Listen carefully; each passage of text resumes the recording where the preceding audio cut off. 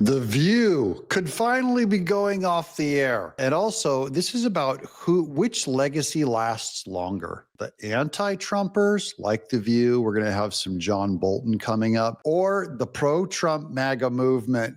Which one has the staying power? Welcome to Doug In Exile. Shout out to the Quad Club. So many of you watch 4 videos a day all the way through. I can't thank you enough. That's what helps keep the lights on. My job is to make the news not boring and to pick out just the good stuff. This last episode to get you through the weekend, is just a machine gun of pure good stuff. It's not just Trump, it's MAGA. It's Make America Great Again. The patriot on your right and on the left, what's rolling around in your head, it's what makes us happy. It will also save the world, save the next generation of children from being destroyed. Speaking of being destroyed, here's The View, which there's threats. They say that this hiatus, that they're not going to come back. Now, this is rumor. I'm first to admit it, but I want to be first to report it because I'm hoping this is the end of The View, and I know many of you have the same dream. Joy Behar confirms ABC warned The View not to diss Donald Trump. Wow. Joy Behar seemingly confirmed that ABC warned the View panel not to speak ill of Donald Trump following CBS's Stephen Colbert show cancellation. Shots fired. Stephen Colbert's show went down. Next to go down could be The View. That's Rosie O'Donnell predicts that. The latest episode of The View saw Joy Behar seemingly confirm that ABC warned the show's controversial panel not to poke fun at President Donald Trump. The comment came as the panel was discussing CBS's cancellation of The Late Show with Stephen Colbert. More specifically, the co-hosts discussed whether they believe the show was pulled for political reasons, despite the network insisting it was purely financial. Now, remember, The View, they went on a prolonged hiatus, and there's always rumors of them being taken off the air permanently. Given her opinion, Behar said, it's always been the role of the court jester to make fun of the king. That is the role of comedians. That's also our role, to make fun of The View, because on media, there's some kind of a leadership and king. Quote, the king is supposed to take the hits. That is, roll over and die, Trump, just take it. No, he hits back. He's the king that hits back at the gesture. And this guy has a skin thinner than this piece of paper as she rubbed the crepey skin on her arms, she joked. And by the way, why is it that this guy can call anyone anything he wants? This guy's stupid. This one's an idiot. No, actually, he can call anyone he wants because this is America.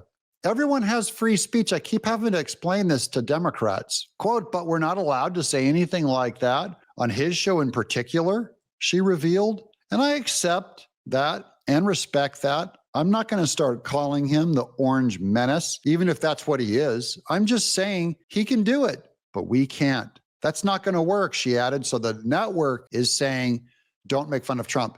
I actually disagree with that's what the network is saying. They're saying don't have all 5 of you, not make fun of them. It doesn't matter if you make fun of them, but all 5 of you despise and show contempt for MAGA, which half that audience, Disney or ABC is looking at their audience going, why is the MAGA half not here? Why is the largest half of America not watching our show?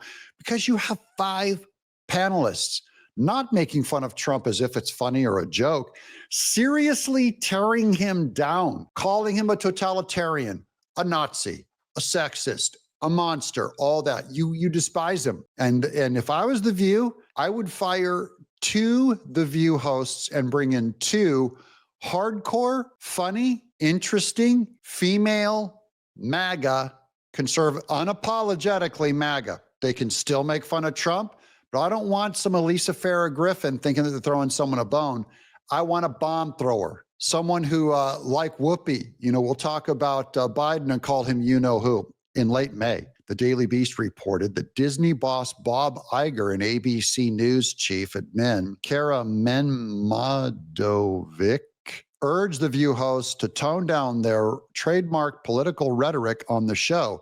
And I don't have a problem with them having political rhetoric. Political rhetoric is fine. Don't tone down the politics. You know that Whoopi's just dying to jump in. They need other views represented. If the audience wants to look at those hosts and go, hey, she's me, she represents me. Behar's recent comments seem to confirm these reports, with fans thinking the same thing. One post on Twitter, Joy calling The View out. She called her own show out. Well, if you're talking about CBS bowing to pressure, how about talk about your own boss, ABC, telling you guys to slack up off of Trump? Another asked. A third said, speaking on it, Joy Behar, the king, supposedly to take his hits. Thin-skinned, 47. That is a really bad take. Trump, his worldview, the MAGA movement, has bigger legs than you think. Here's John Bolton back in 2022, completely dismissing Trump as Bolton was considering a run for president. Listen to what he says about President Trump. Was he right? Did history prove him out? Trump's influence is declining. That hurts some people's feelings who want to use Trump to anathematize the entire Republican Party.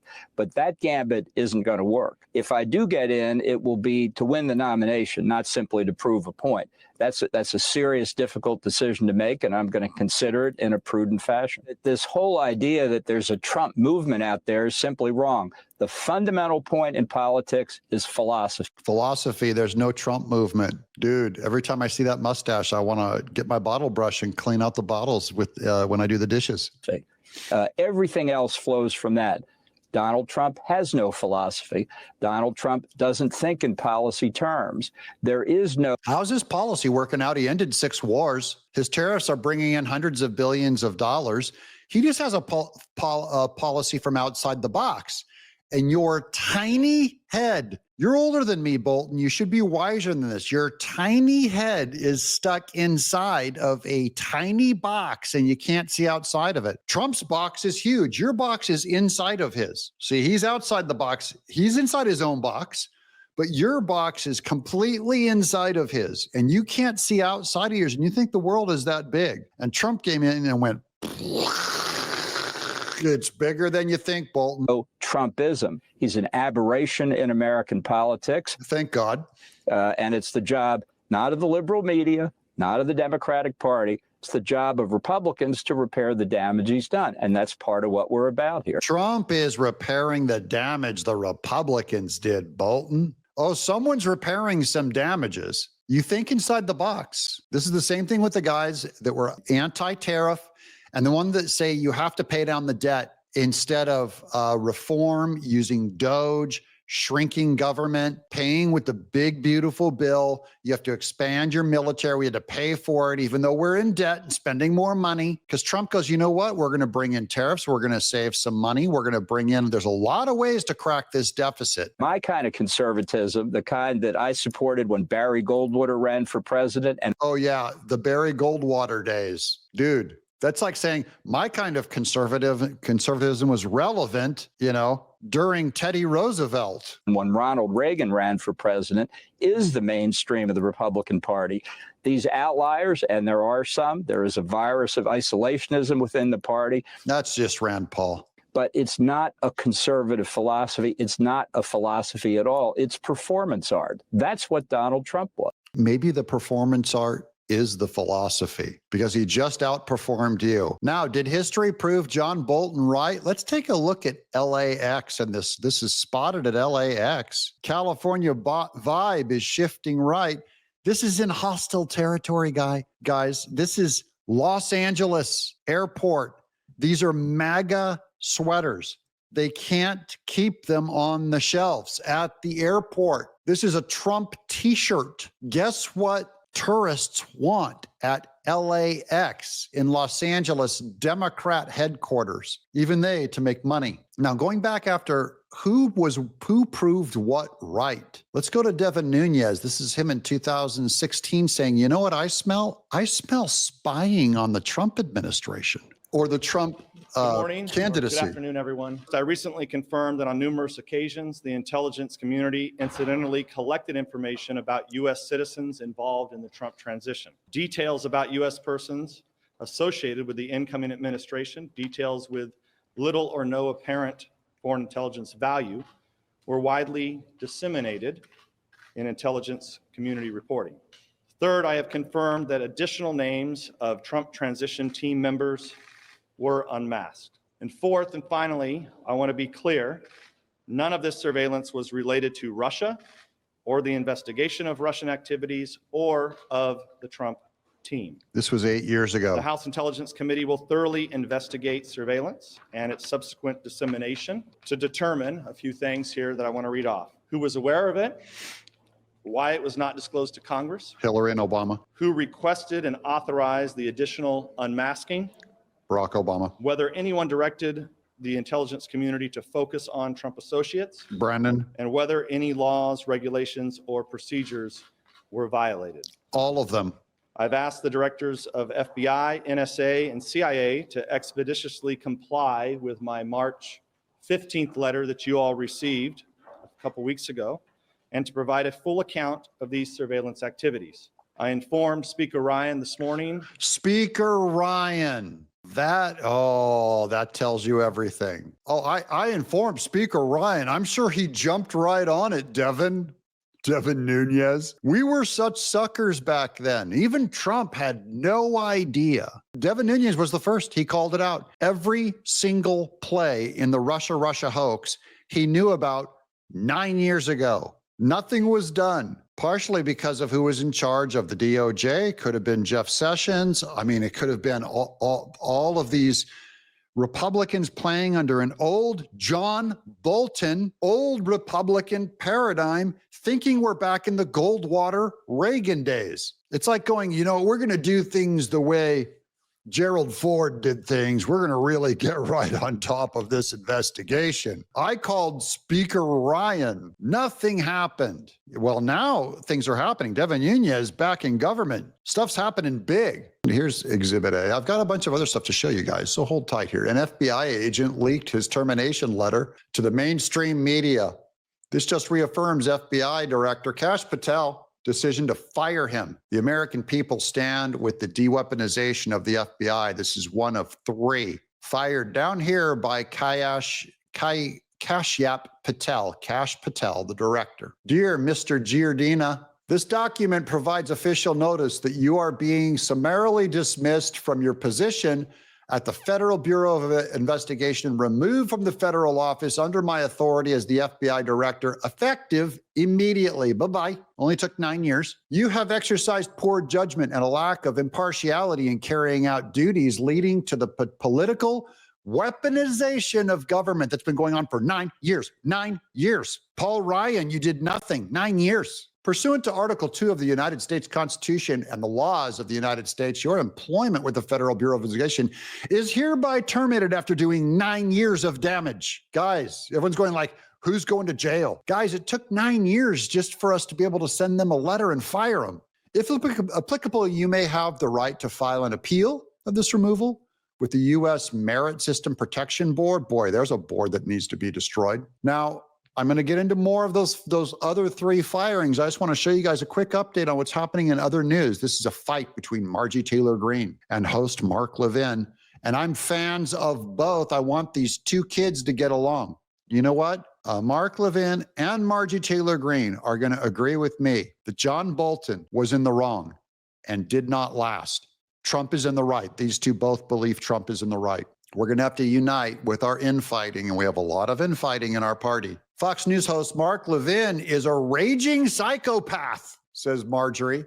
He's attacking me, lying about me, and even worse, in comments in his own post calling Christians bigots and says I should go to prison, all because I'm unapologetically America first and apologetically fighting for my children's generation. This conflict, no doubt, has to do with her attacking AIPAC. Mark Levin is a Jew. Here's Rebecca Dopp. Margie Taylor Greene is speaking to my concerns as an American. You, Mark Levin, are not. It's that simple. I'm a Christian. Christ is king. And Christ is king is something that you say to a Jew to get them mad because they reject the Messiah. And yes, I believe the Jews are wrong to reject the Messiah.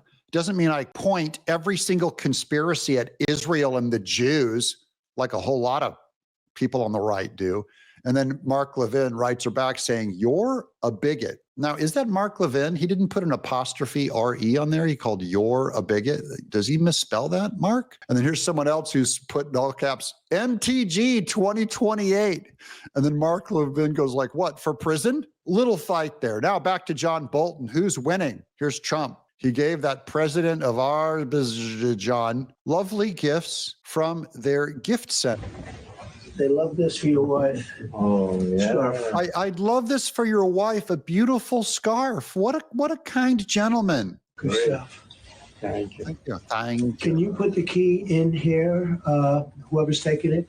That's important to not to lose. There's a little box down there, and he gave him like a key to the city thing. He goes, "Can you put the key in here?" Have your key? No. Okay, good. I had this one for you, but I like that box better. Yeah. A better I had box. that one for you. Yeah. You know, you're not allowed to run them. He's explaining the joke.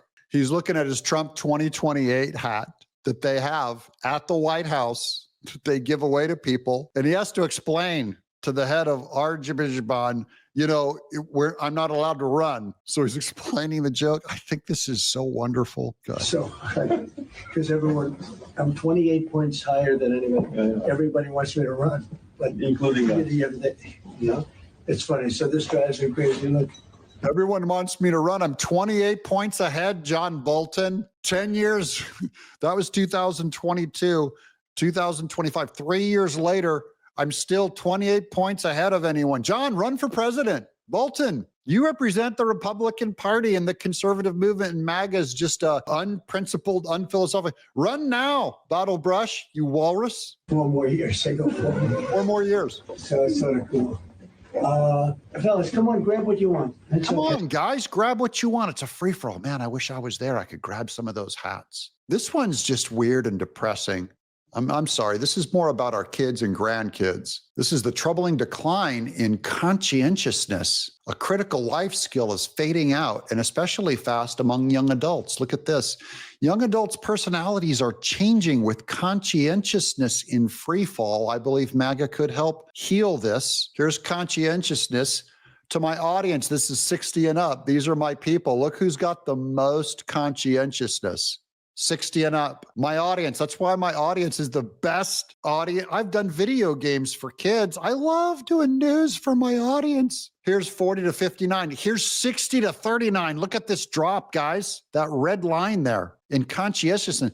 How about neuroticism? Look at the red line. Off the charts, way up there. Look at the blue line. My audience on neuroticism, very low. I do not have a neurotic audience. Here's agreeableness. Look at my audience. This explains my chat. All these other YouTube channels are going, Doug, why is your chat so nice? My audience just fights. Well, because your audience, you're doing a video game channel, and your audience is 18 to 39. And so look at your numbers down here on agreeableness, way down there. You don't want that audience. I want my audience. Here's extroversion. Now, all three of these are that's a different category. Is the digital world out competing real world commitments? Here's makes plans and follow through. Age 60 and up, look how high we are. Making plans, following through. Look at the kids, 16 to 39-year-olds, as of 2024, making plans and following through. Preserves until finished. We have staying power, guys. We don't even need Viagra. Is easily distracted. Look at that red line. Blah. When you talk to your kids and grandkids, they're on the phone. Blah. Can be careless. I don't know. I'm okay with carelessness. Extroversion and trust are also in decline. Are you outgoing? Age 16 up. Look at us. That's why we can talk to each other in a coffee shop and go, how you doing today? Have a great day. Down here, 40. This is 16 to 39's way down there. Is helpful to others. Is trusting. Look at that red line down there. Look at us. We trust, but verify. We learned from Reagan. Starts arguments. Look how far we are down here. Now, I am 59 years old, and I'm firmly probably more in this turquoise middle line on starting arguments. But look at kids, the kids. The conclusion, while a full explanation of these shifts requires thorough investigation, and there may be factors at work, smartphones and streaming services may be likely culprits. I don't like just blaming that. I think there's another philosophy, anti-human philosophy going on. besides just phones, because we all use digital and phones a lot too. There's old people on phones, and they do not lose their conscientiousness, maybe because it was developed back before the computer was around, and we hold on to that, conserve old-fashioned and stick to our old ways and hold on to them a little better than the kids do. Maybe that's it. More on the firings, which should make you very happy. FBI firings. Breaking: Kash Patel has just fired Walter Giardina, a Russiagate hoaxer. This is huge. The deep state is being rooted out. Good. Get them. Here's Hunter Biden's lawyer is now Letitia James's lawyer. Look, here's Letitia James dancing. Ew. Wait, there's more. We're going to get to more firings. First, here's Flynn. A huge fan of General Flynn. To all foreign leaders watching right now, do not confuse our internal battles with weaknesses. So Marjorie Taylor Greene, Mark Levin, they can have an internal battle. Don't mistake it for weakness. What you're seeing is not collapse, it's correction. This is how a free people govern themselves out in the open, messy, and unafraid to confront corruption at the highest levels. We have an accountability crisis, and we'll fix it. This is something those little kids need to learn too on their cell phones. Don't isolate, come out in public and engage. POTUS, real Donald Trump is leading the effort, not as a politician, but as chief law enforcement officer of the nation. Here's General Mike Flynn in his own words. We have an accountability issue that must be dealt with.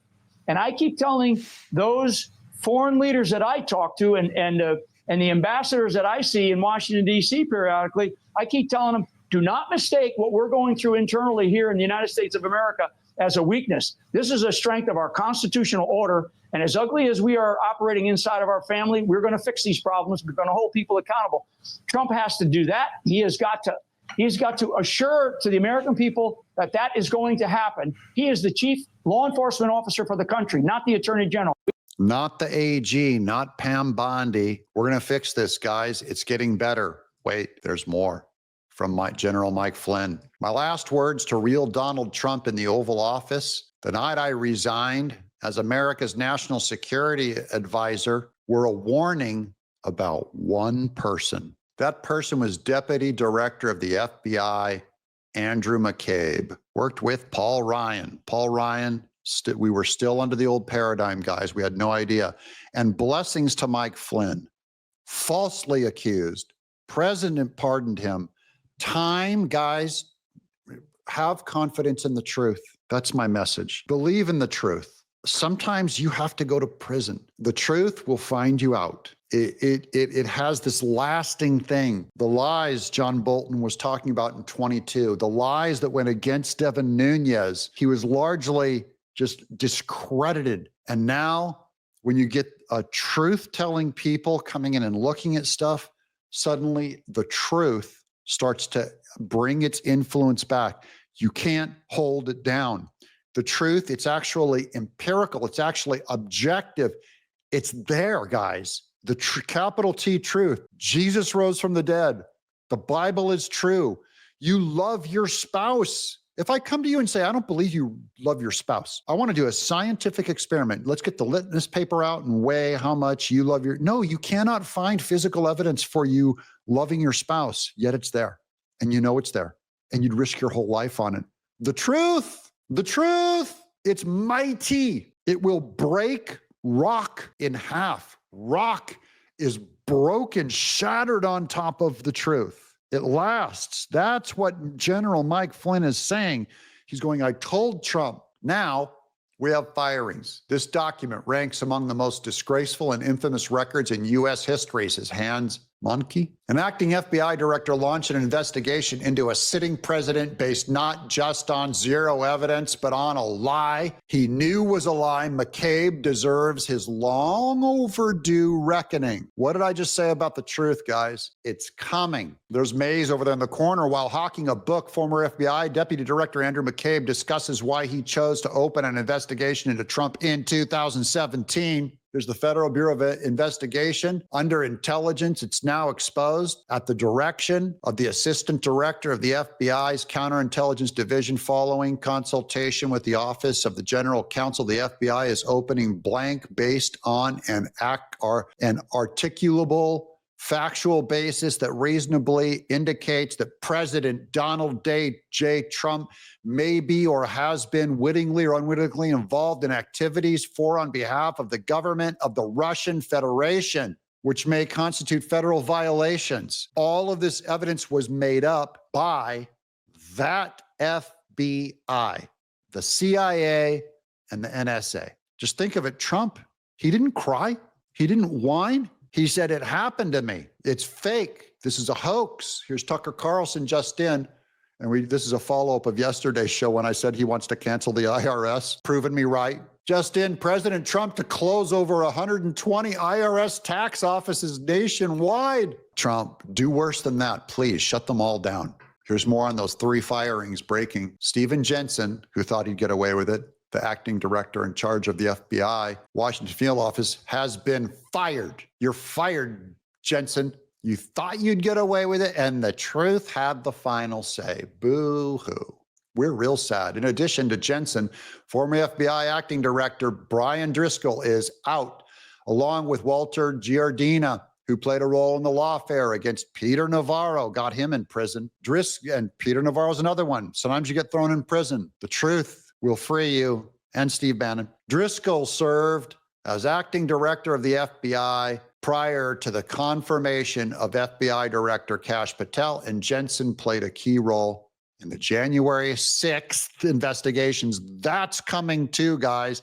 But we're cleaning out the gangrene from the FBI so the rot doesn't spread. Truth is back. Speaking of the truth, and here's some internal conflict. This is Tom Homan throwing a little bit of shade at Pam Bondi, saying, hey, come on, people, help me out. These Democrats are obstructing my ICE agents' work. Pam, and I know that you're understaffed and overworked. I know you've got 50 different things going.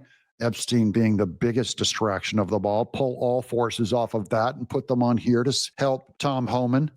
Okay, so you need all these beds. Are you also hiring more agents? And what do you do when you have politicians that are tipping off the criminals that raids are coming, which endangers law enforcement in the process? Well, the recruiting is sky high. I mean, I told a story a few weeks ago. I had a LinkedIn account I had to shut down because I got thousands of emails every day of military, police officers, retired agents wanting to come back. And as far as what's happening with these politicians, DOJ needs to step up and prosecute these people. I think it's impediment. I think it's interference. And we already have a record number of prosecutions for 18 U.S.C. 111, which is DOJ needs to step in. You hear that? He's sending the message to Pam Bondi. Pam Bondi, you're the only one that can do something about it. And she's understaffed. That's not her fault. impediment, interference, and assault. We got to keep prosecuting these people and send a strong message. Enough's enough. Zero tolerance. To me, it's aiding and abetting. To me, it's obstruction of justice. To me, it's a slam dunk lead. He points to him. We need Pam Bondi to get in there. And speaking of job openings, there's 3 more openings at the FBI now that there have been some firings. So now even Kash Patel's going, oh man, I can't fill these jobs and I just fired 3 more. History is proving us, not me, the patriot, the American heart, the good people, love of country, love of each other, love of the truth. The bad guys are always going to win for about 15 minutes, okay? The bad guys, they're going to get us in trouble. I lost my YouTube channel, guys. I waited in suspended animation for 4 years. People tried to keep me from talking to you. Even if I put on other channels, they were pushed down and I couldn't find you. And the truth, lo and behold, YouTube apologized. I'm sorry. We thought you were a breach of violation. We were wrong. We apologize. We've reinstated all 12 of your channels. All 12 came back. And now we're winning. John Bolton, who won? A lie or the truth? That's right here on Doug in Exile. I love you guys, the Quad Club. God bless you.